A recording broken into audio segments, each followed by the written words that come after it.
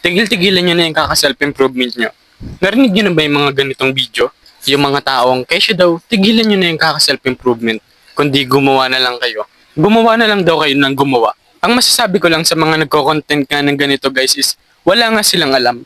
Naglalabas lang sila ng content para lang makapag-content. Hindi nila pinag-iisipan nga yung sinasabi nila.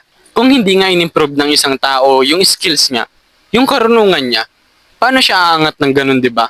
Paano siya yayaman ng ganun, 'di ba? At kung mayaman naman siya, paano niya mapapanatili yung yaman niya? Kung hindi nga siya magse-self-improve, kung hindi niya aangat pa nga, o ipapaangat pa yung kanyang sarili sa karunungan man yan, sa skills at sa iba pa. Kung gusto mong yumaman, pero ayaw mong mag-improve, meron bang ganun? Meron naman.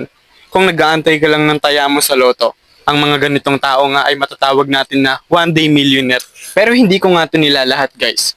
Dahil ang mga taong nag-improve nga, pagtapos nilang makuha yung milyon na yun, o yung perang napalalulan nila, at ginamit nila ito sa business, mataas nga yung chance na magtagumpay sila. Dahil nag-improve nga sila sa skills na meron sila.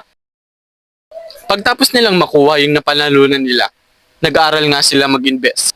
In short, nag-self-improve nga sila.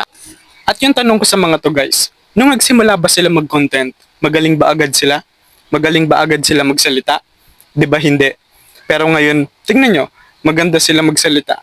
Maganda sila mag-content dahil nag-self-improve sila. In-improve nga nila yung skills nila sa pagko-content man yan at sa pagsasalita. Kaya naman kung wala kayong makontent, huwag kayong maninira ng ibang tao. Yun lang guys. Follow for more. God bless.